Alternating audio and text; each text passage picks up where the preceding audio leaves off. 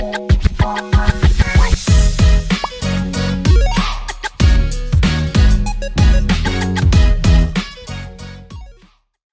welcome to episode 3, TCKs Uniting as One. So, in this episode, we're going to be asking questions like: do most TCKs feel like outsiders towards the communities that they live in, and how do they deal with it? And of course, we're going to be answering questions. We're going to be answering advices on how TCKs can help other TCKs who are experiencing the same challenges as they once did, and how they can overcome and push through discrimination. So let's start off with introducing yourself, name, age, where in the Middle East you are from, and how long you've been there. Hi, my name is Derek. I'm 22 years old, and I was from Dubai, UAE, and I've been there, born and raised for about 17 years. Mm-hmm.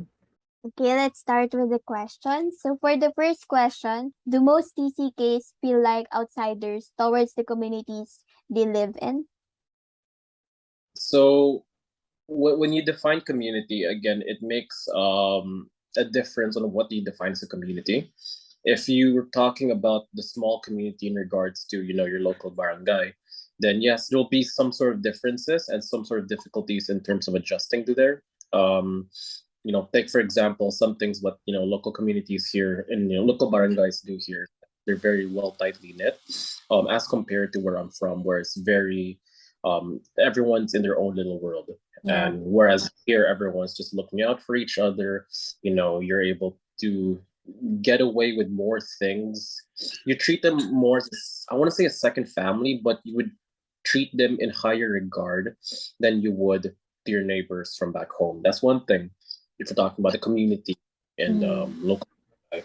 But if we're talking about school, right? So school could also be, depends on which school you're going to. So if you're going to, let's say, a local school where it's more or less people from the area, you know, there will be differences because like they're most of them most likely to be born and raised from here, so there will be some sort of difference with them.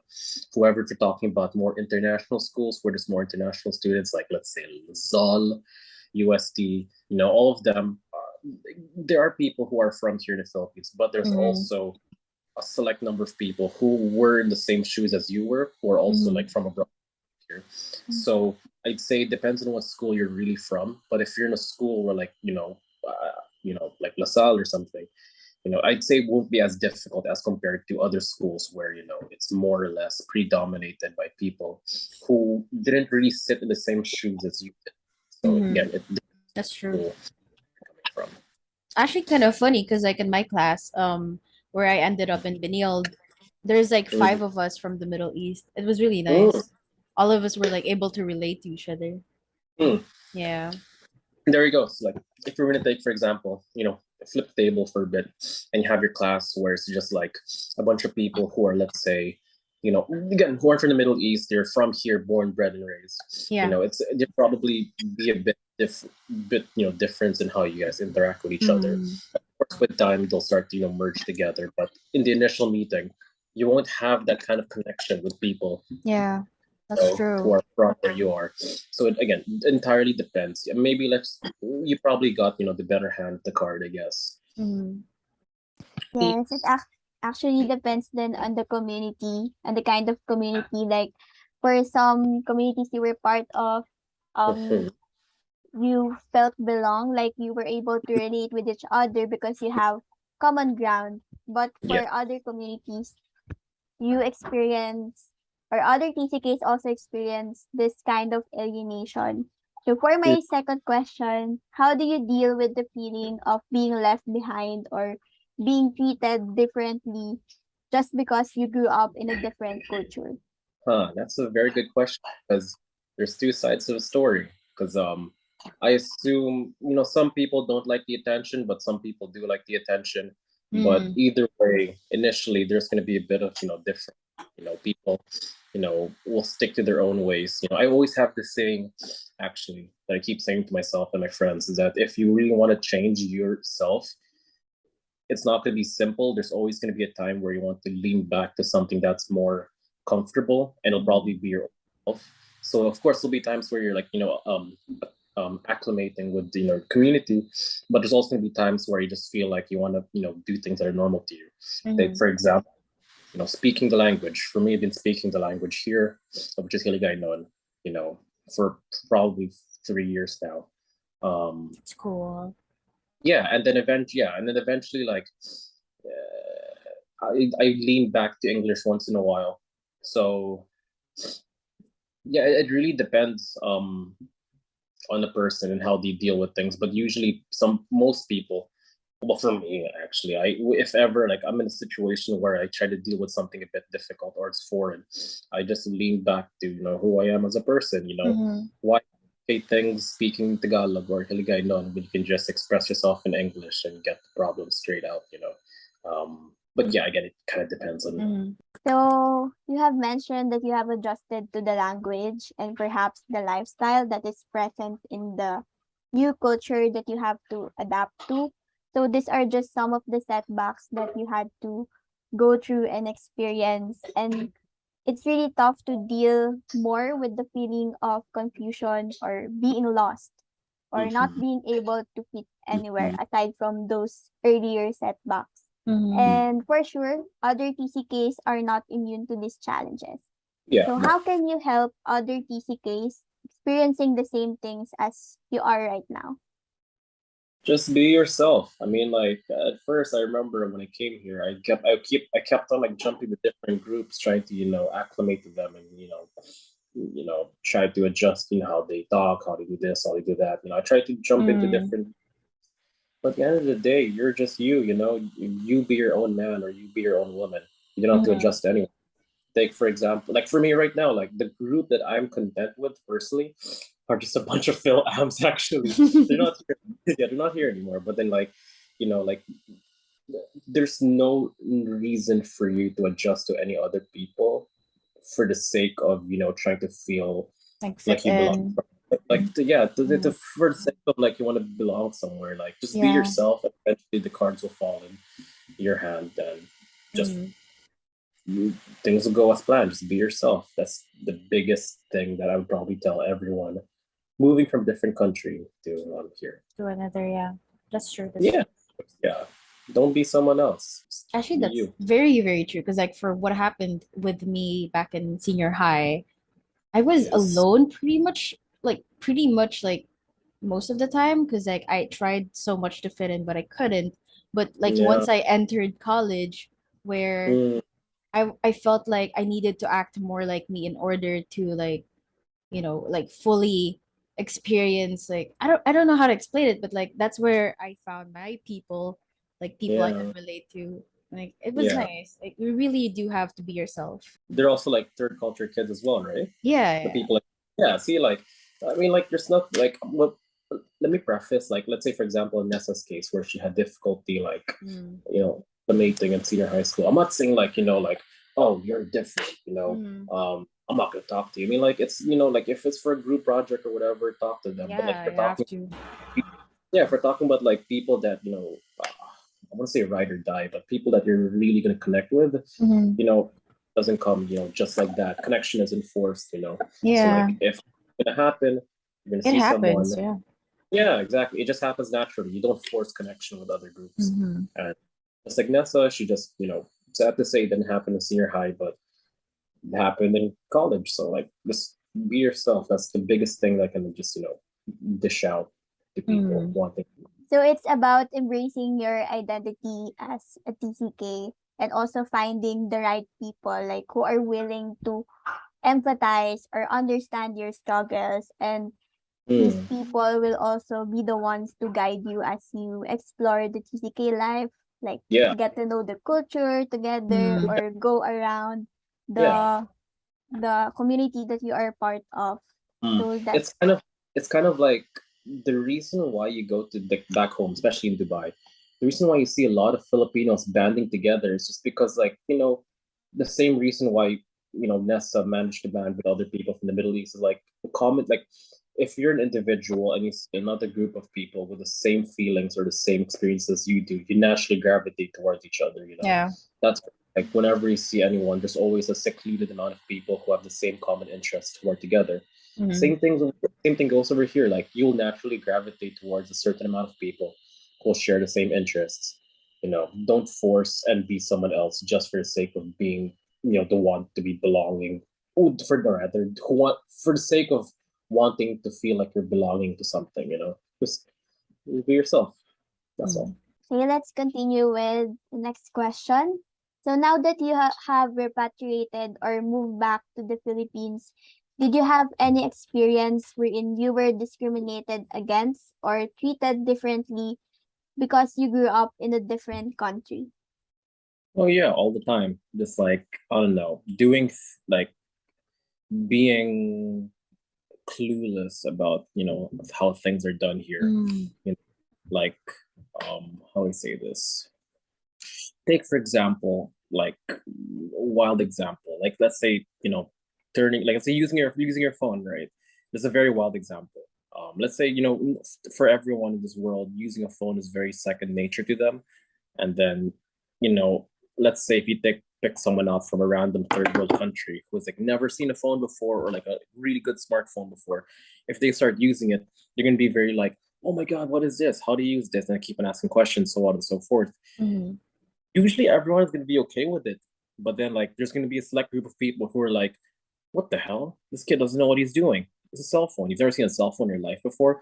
Kind of like how in that regard, like Mhm. there are Mhm. things that are very normal to people here in the Philippines that are different from what we experienced before. So yeah, there are many cases where it happens. I can't put my finger on a case that an exact scenario where it happened, but I can say for sure that there's always going to be a case where there's a small group of people who are like, huh, you don't know what this is, so and so and so, Mhm. start clowning you about it. So yeah, like wherever there are people, there's always going to be people in this world who have something bad to say against you. So Mhm. yeah. Have you been like made fun of like when you can't speak Tagalog or like your language over there? Is I there want a to say make fun. time? Actually, no. I know, and actually, never. I've Oh, never been made really? fun of. And not Oh. in the sense of like, this guy can't enunciate right. What a Yeah, loser. Not like that. But like this is. I in a remember friendly this one. way. Yeah, I remember this is one kid. Okay, God bless this kid. His name is Vincent Lohenares. He was the only Okay. dude. He was the only dude who ever called out on my bad, enunciation of words. He would Mm-hmm. like make fun of me, like saying the words in our dialect, but with a very heavily strong English accent. It was for in good taste, of course. But then it's Yeah. like that's the only time I've ever gotten remotely discriminated against. But then again, Uh, it's in good taste. I never really took it personal, because mm-hmm. like for the most part, well, I'm not sure about Nessa, but then like Mm-hmm. people here are very open and are willing to like teach me and whatnot. So I'm not sure. Like, how about you? Do you have anyone like discriminate you personally? Well, Like not really discriminate, but it was back in in good taste. SHS. Yeah, it was in good Okay. days. Like it was back in Yeah. SHS, and we were having a Filipino subject, and the teacher called me to read out loud. And like during that time, my Tagalog wasn't like that great yet. So Yeah. yeah, most of the class like were laughing at me because like I Yeah. couldn't pronounce I couldn't pronounce words right. And Sorry, you did. I think I took like more than 10 minutes reading like one whole paragraph. Mm, It was embarrassing. Agree that the locals tend to see TCKs differently yeah. because of like different or contrasting lifestyle or beliefs in the Yeah. respective cultures. In fact, Yeah. the locals tend to have a, a perspective or they have a certain perspective on those who grew up abroad. So Yeah. just a follow-up question, like have you encountered any misconception or not so accurate assumption from people about your life as a TCK or someone who uh, grew up in the Middle East? the biggest one. Well, there's two actually. Nessa can attest to this. Mm-hmm. One, like, if you're from the Middle East, do they wear burqas all the time? Which for those who don't know, it's like the cover, the back Yeah. cover up. And they're like, do women wear burqas all the time? And I have to explain to them, like, no, we don't do that. Dubai, like what I would always like if whenever I talk about the difference between Dubai and different Middle Eastern Mm. countries is that Dubai is pretty much Sin City of the Middle East. It's modern and open Mm. compared to other Modern, Middle Eastern. like Yes, countries. but the key word isn't that it's open, it's Well, Sin yeah, City. You yeah, can get yeah, away with a lot of yeah. things that are banned from different, different Middle Eastern countries. You can get away with like an Arab guy drinking Red Horse. I remember I saw this video on Facebook, which made me like, I don't know, because just one time I was in my room and I was like Googling random Arab like Dubai fights because I was like, you never see those happen.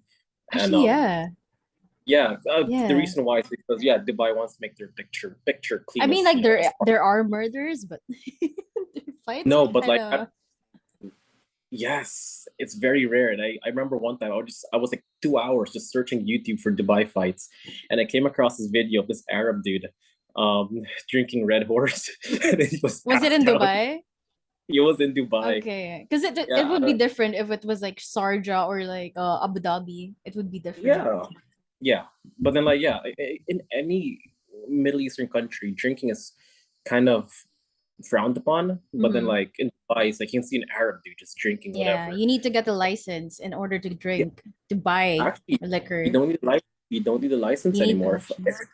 You don't need a license anymore. So if Really? as far Okay. yeah, and then like just recently you're able to move in like co-living with like let's say I'm dating someone. I get to live in with this person before marrying, which is in most countries, in most Arab countries, is kind Mm. of unforeseen. You Mm-hmm. know, another thing is what you call this? How do you say this? Like you can go to the beach and you can see a lot of women wearing sports bras and whatnot, just going for a Bikinis as jog. well. Hmm. Yeah, which is fine. But then, like Yeah, for most Arab countries, they're like, it's not you, normal. Yeah. yeah, you show anything more than an ankle, you're gonna get stoned to death. Kind of a, Mm-hmm. and yeah, like in Dubai, you can get away with most things. It's the most, honestly, the most normal. But then, like, it's the most progressive Yeah. uh Mm. Middle Eastern country out of all there is. I was gonna say Um, westernized, but I don't think that's the right word. Progressive is the best word Yeah. because they're more Yeah. forward thinking. Another thing would be that a misconception we have here is that everyone's rich, Yes. which is very Yes. which is like, oh, you're from Dubai? Do you have like, all this and all that? And I'm like, no, I know people who live in a shared dormant, who Yeah. lived in a shared apartment with a bunch of people. Like I know bunk beds, people like 10 of them in bunk like beds. in one Yeah, room. yeah, I know people who lived in a flat with, like all the space they have is just one room, a bed, and a TV, and Mm-hmm. they live with their mom. That's like that, like which is like not bad, but then like I'm just saying like that's not the Dubai they think. They always think like, oh, you Yeah. have probably beachfront views. So I'm like, no, Mm-hmm. God, no, I wish I had beachfront views. But Only millionaires get to like live in those kinds of areas, like Jumeirah, the beachfront. yes, Yeah. millionaires or people who have a lot of money to throw away. Mm. Yeah. But the thing is like that's the thing, money to throw away. I know Filipinos over there who can live that kind of lifestyle. Yeah. Me You too. know, Me too. RJ, he can live that Yeah. lifestyle and then some. Plus, But then like the he has a only nice job, so yeah, he gets paid a lot. I'm not yeah. gonna disclose it in video, but he gets paid a lot for Yeah. our age. And then it's like the main reason why I don't see a lot of expatriates or what's the word, people from abroad coming to Dubai. The reason why I don't see them living such luxurious lifestyles, even though they can, is because they're more thinking towards their future. They're thinking of their Mm. family, saving up for their future. They're using Dubai as a stepping ground.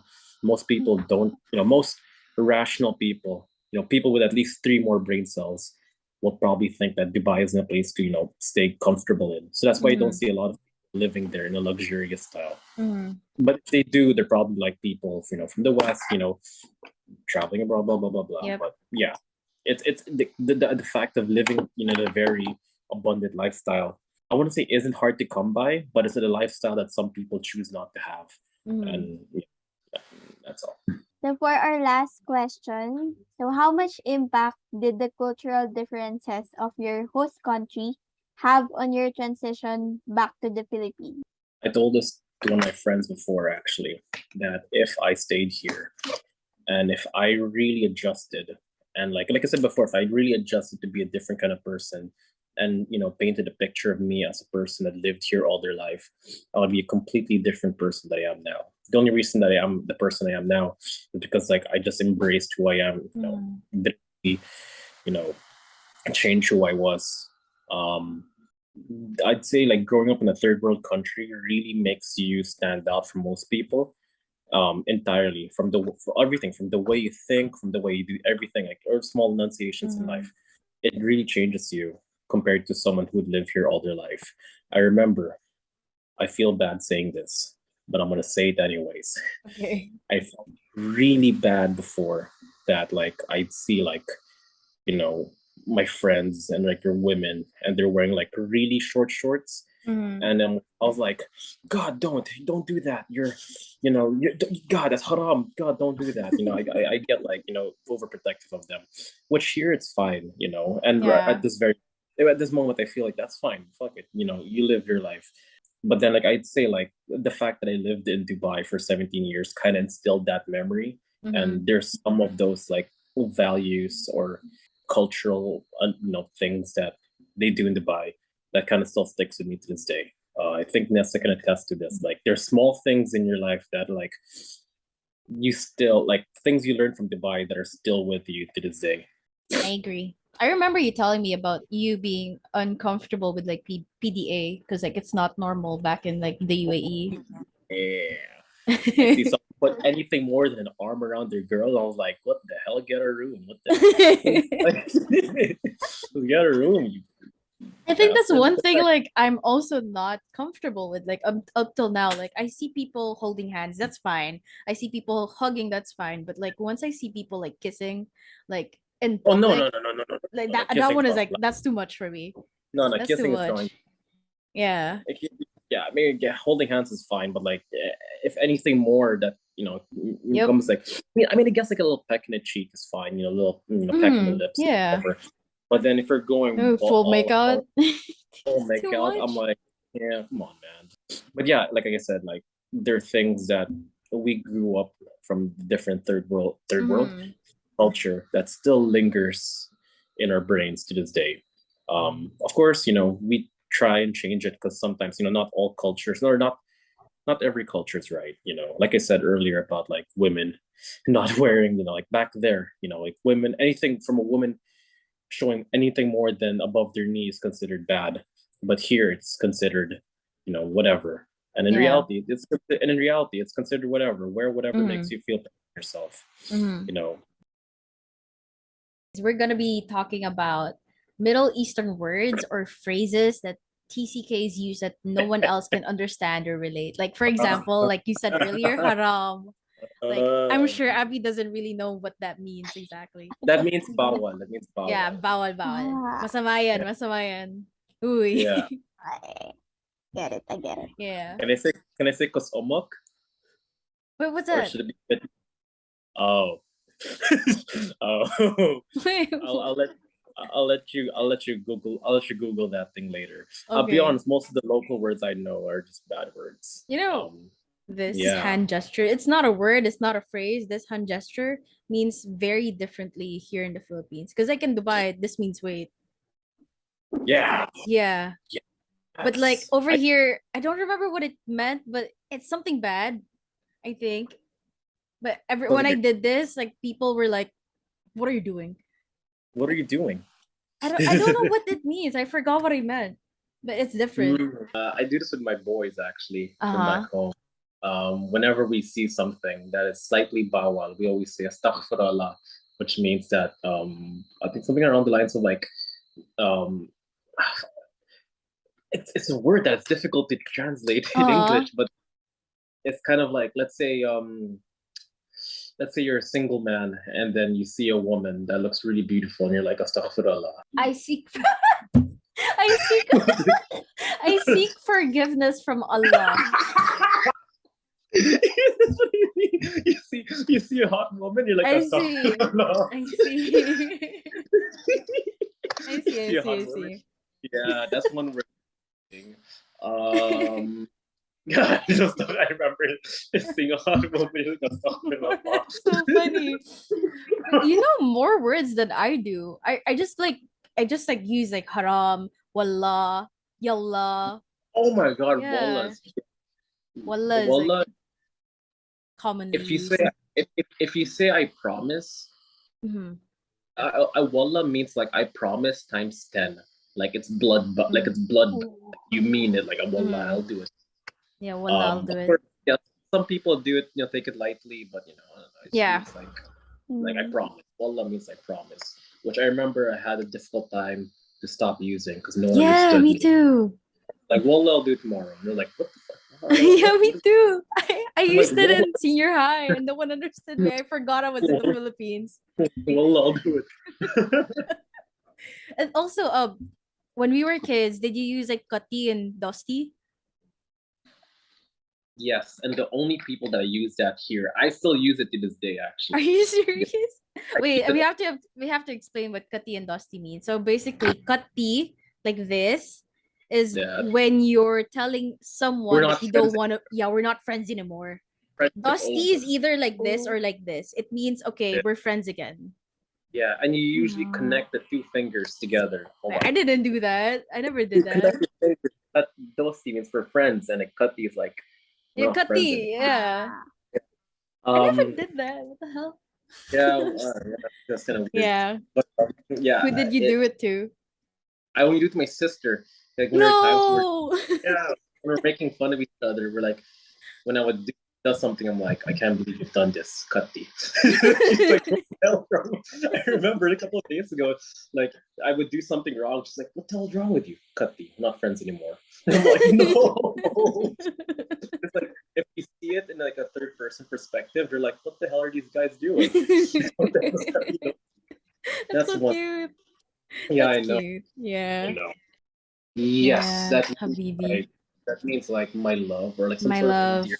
Yeah, some Yeah. sort of You can endearment. call it to your friends, your lover, your family. I don't know. Because Yeah, I used to call my friends like Habibti or like Habibi. Habibi means male. Habibti means female. No, Mm-hmm. just for the people. Okay. Okay, I think that's it for this episode. And we just want to thank you, Derek, for joining Yeah. us.